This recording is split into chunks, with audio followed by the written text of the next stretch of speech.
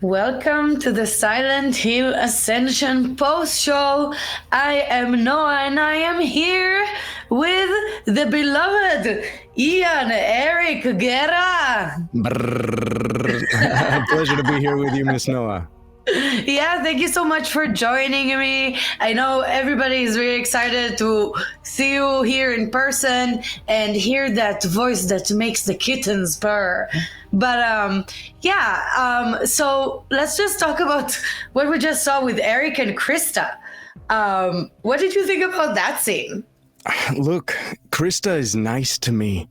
Or nice to Eric, rather. I apologize. Sometimes I adopt the character too much. But Krista, I like where she's coming from. I can understand how the community would be skeptical and all that. But look, from a scene standpoint, what a pleasure it is to hear. I believe, is it Ishika, the actress. Wonderful as always to be in a scene with her. I know it complicates things for the community because I have a wife and a child, and the child does not get along well with her. But stimulating episode, and we see what the community decides, no? Oh, for sure. There was a lot of drama. We will actually talk more about all the stuff that happened today on Monday because there's so much to unpack. We need a Monday to talk about it. But Ian, since you're here, we are focusing on you. We're focusing on Eric. So can you introduce yourself to the audience? To the best of my ability, let's see what comes out. First and foremost, it's an absolute pleasure to be here. To anyone, wherever you are in the world, I appreciate you. A happy International Women's Day to whoever it may apply to. I appreciate you. Eduardo, Leila, beautiful to have seen your work throughout the days. And of course, Miss Noah, pleasure to be here.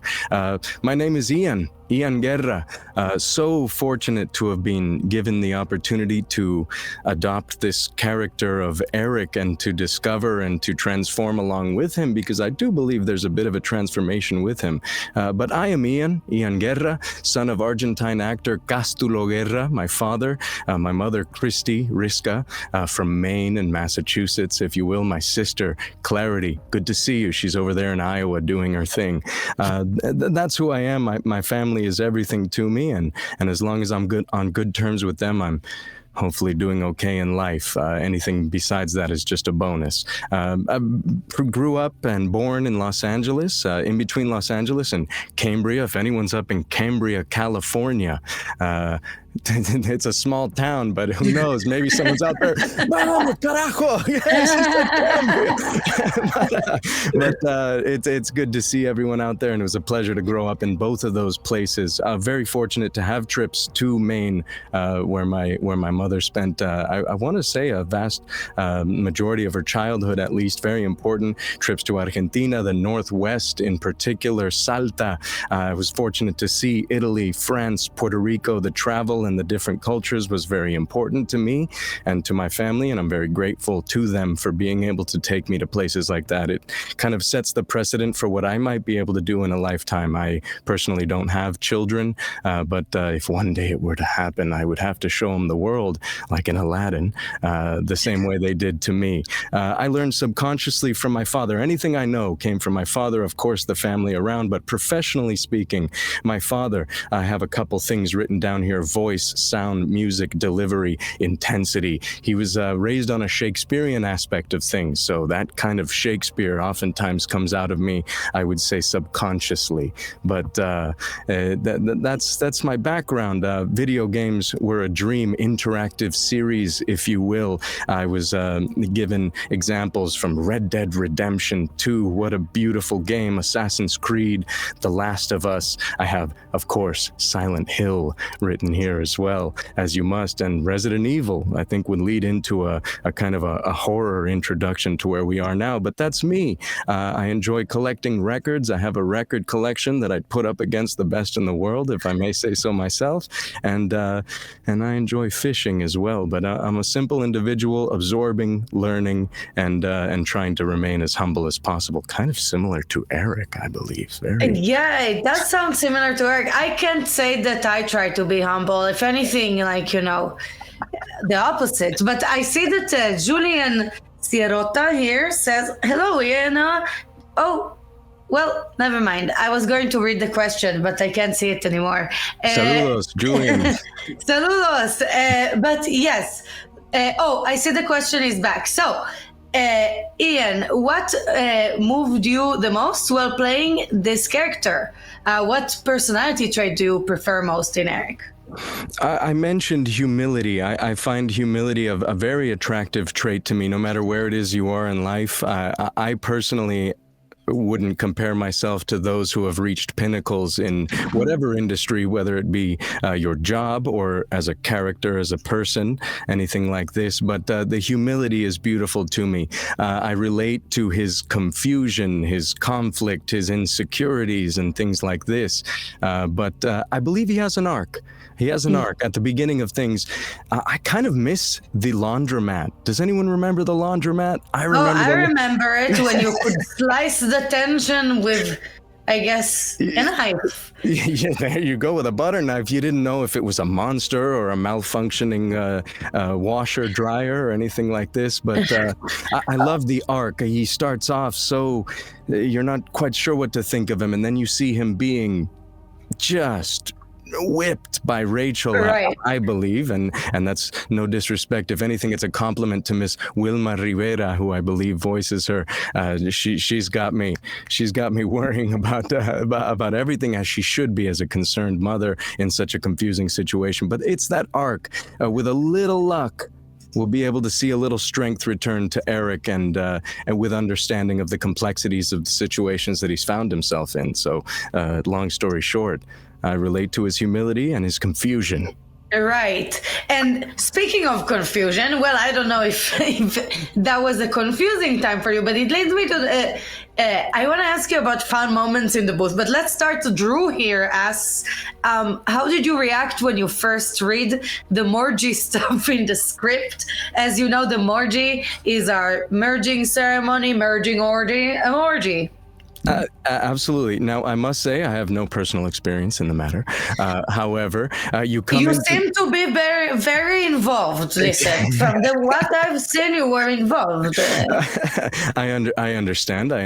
When you come into the booth that day, and I don't mean to cut into anything that might come to pass question-wise moving forward in these few minutes, but I remember that walk from the parking lot to the studio, downtown Los Angeles. I live about 3 miles outside of Los Angeles, but that's a big deal when you're in a city as large as LA. You have, of course, Malibu, you have your Santa Monicas, then you have your mid-cities, and I'm more on the eastern side of the city. So to come down into Los Angeles, California, downtown, and to work a job there, you walk those streets, you park your car. Thank you so much to Vibrant Penguin for paying for that parking. That was a huge gift. But you walk in and you read the scripts, and we receive them in installments. I actually have my collection of scripts here, a huge stack, I would say a good 6 inches of material. You walk in and you go, uh-oh.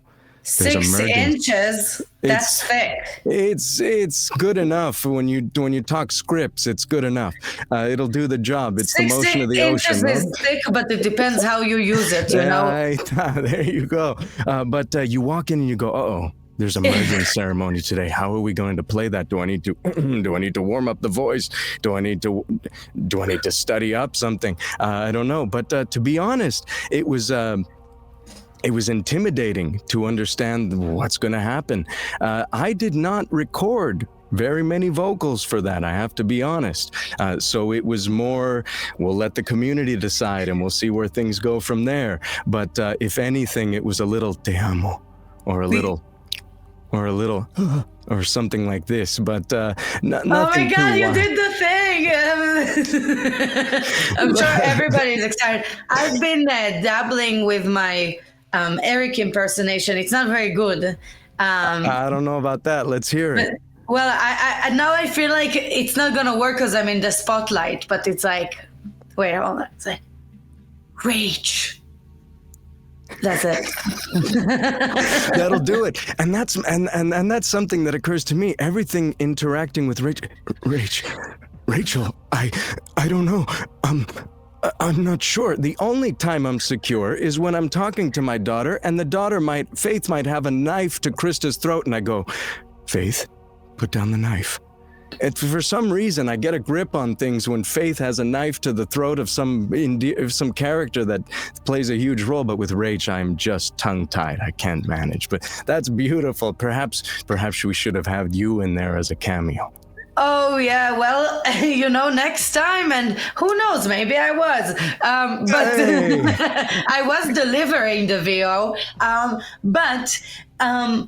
Okay, so let's steer away from that and go back to the beginning. Your first perception of Eric, what was it? My perception developed. My first perception, of course, was, where is he? Because to me, and this is my mistake, not to the writers or anything like this, but I'm going, where is he? He's kicking machinery.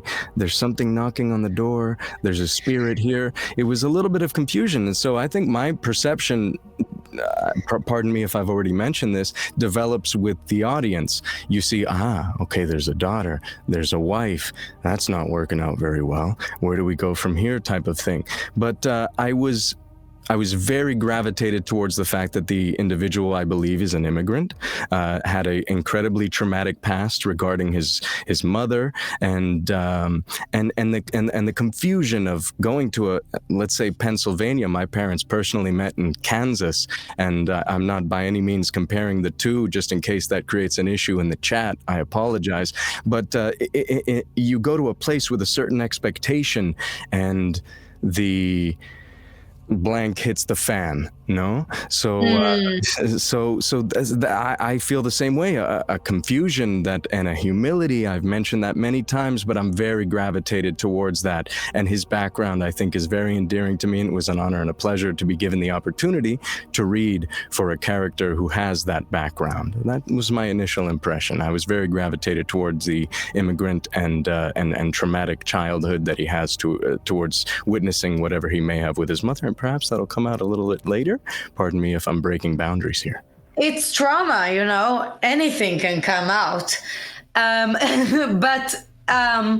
Yeah, so that was the first impression, and we'll get back to it in a second, because I've said some things throughout the season.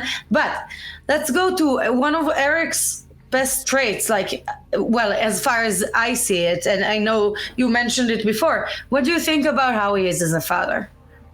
I appreciate, and that was my one thing that I truly focused on. I have so many North Stars when it comes to performance. I am by no means at the end of my road. I do not know as much as I need to know. I know there's so much I need to add to my library, if you will, of abilities. But it's his little shift when he's able to talk to the daughter. Like I said, the one time he's not stuttering seems to be when he's speaking with Faith.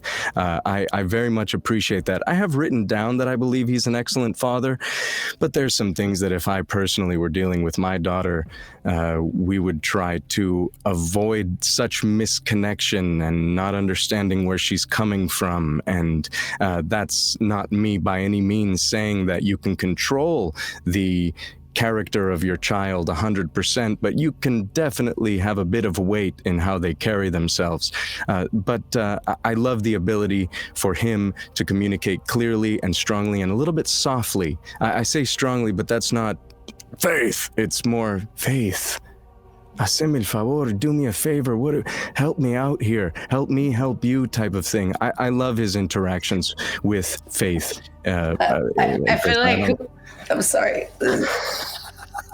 Don't cry, no. No, I feel your story. I appreciate it. But there's times if I had my own way, I would do hours of scenes and work with Faith, because I know she's confused and she doesn't like what her father's doing 100% of the time. But the way she gravitates towards it, Daddy, I love that. Love that, and it's a dream for one to become a father and to be looked at as I've already mentioned a North Star, but that's all I got. So it'd be beautiful to not set up a child's life the way it is for Faith right now, but to be looked at the way Faith interacts with her father would be a dream. I personally love that relationship, perhaps above all, because it's the least confusing relationship that Eric seems to have, besides the one with Toby. I miss Toby. Don't we all miss Rip Toby? to a king. I'm pulling out the back of my tissue. But Michael Urso, we miss you. no time for tears. So there's much fun to be had. But okay, sorry, no disrespect. We all mourned, but it's time to move on. I'm still wearing black. Okay. Some have accused Eric of having no backbone, and when I say some, I mean me. As well as some of our beloved audience members. What you gotta say to that?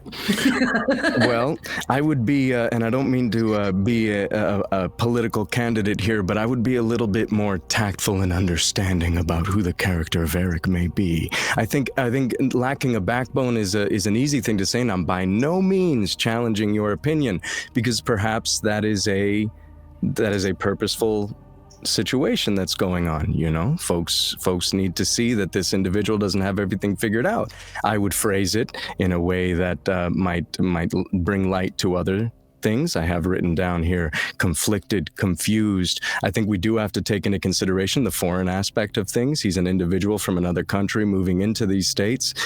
He's ashamed and he's weighted. There's something that's very important to me as an individual who loved Batman.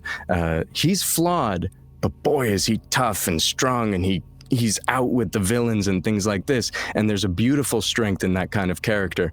But I think also the kind of character that makes mistakes and that has a weight on him and doesn't do everything perfectly and is in this wild love triangle and he's not sure where to go. This woman treats me with sensitivity and seems to see me. This woman is, of course, my wife and the mother of my child, but she doesn't treat me so nicely. Once I had the pleasure of coming across Miss Wilma in recording. She was coming out of the booth and I was about to head into a session. I said, gee, you're a lot nicer in person. And I don't know if that registered very well, because I don't know what she was saying. I don't know if she knew what I was saying, but what I was saying was, Rachel, the phrase I'm familiar with, me tenía cagando. She had me, she was cracking the whip. She was, the whole series. But I think that an individual who is flawed can also be as interesting as an individual who's masculine and has all the answers. But Eric doesn't have all the answers, and there's no way to fake that. That sometimes happens in life, no? Of course. And okay, so let's two more questions for you, because I am careful with your time, but with all of our time, because we all gotta, decompress and figure out what we just saw tonight, because we did saw Rachel sock Barbara smack in the face twice. Okay, so the audience loved Eric in the beginning. It was kind of unanimous, but then kind of after the Morgie, it's kind of like they seem to have lost, some of them seem to have lost some of their love. What do you think that is? For me, perhaps it's a cop-out, but it's the arc of the story, no? If I could be here and convince everyone to go, I'm not a simp, I promise. On internationals, I saw some comments there, we're watching, I know I shouldn't be, but we are.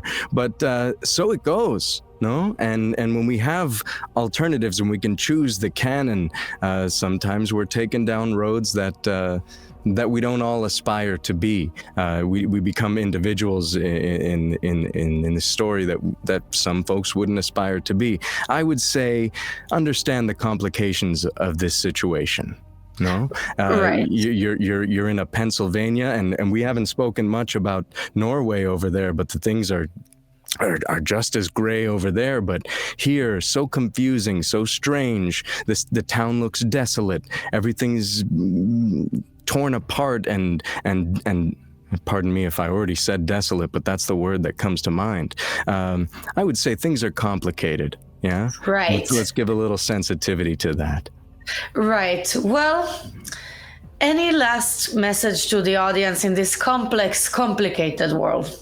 I would say hello to anyone who might be tuned in worldwide. What a wild idea it is to be a child with a dream to do something with voice and sound on stage behind a camera and this beautiful microphone that we have here. What an honor it is to even have the opportunity to be in front of you all. I appreciate you. To everyone at Bad Robot and everyone else, GenVid and anyone who contributed to this, and to the individuals that helped bring me onto this program. I would shout out Tiffany Villalobos, Jared, I believe script supervisor back there, Milton, the engineer. Beautiful. What an absolute pleasure it is. I would say hang in there, keep participating.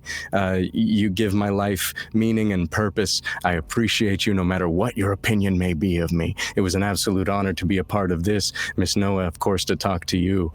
We appreciate you. Continue, and bless you and your support of Silent Hill. Oh, well, bless you, Eric. Hey, I'll take it. You got me convinced, man. I'm like, Eric, I'm talking to Eric. No, but there are a lot of differences, and Ian, I feel he's half the man you'll ever be. I appreciate you. But anyway, production, could you please pull the slides with the social handles so that y'all can follow our lovely Ian on the social media, and also our other voice actors. So we have Ian Guerra, and we have Tiffany Olivia Villalobos, and we have Michael Toby Urso. So please follow them. Wait, I almost the wrong side. Okay, follow them, and may the merge be with you, as Leonardo S5 says. So we are close to the end of the show. So let's start wrapping up here. Let's talk about what happened. Now, remember, we're gonna talk a lot more about it on Monday. So don't worry, because we have a lot to unpack. We saw it. We saw the story really came to a head, and Rachel, she's not gonna take it anymore. We have two heraldinas. Heraldinos. Heraldina. And I wanna thank you again so much, Ian Eric Guerra, for your time, and please stick around for the puzzles. It's a great way to win those influence points. And production, can you please pull up the next show graphic? We're gonna wrap it up here. So don't forget about the time zone change for our international folks. We have folks all over the world, and we care about you. So just make sure to use that time converter. I know how that is. I don't know if you realize, but maybe I'm not from America, but maybe I am. Also, let's talk about the schedule.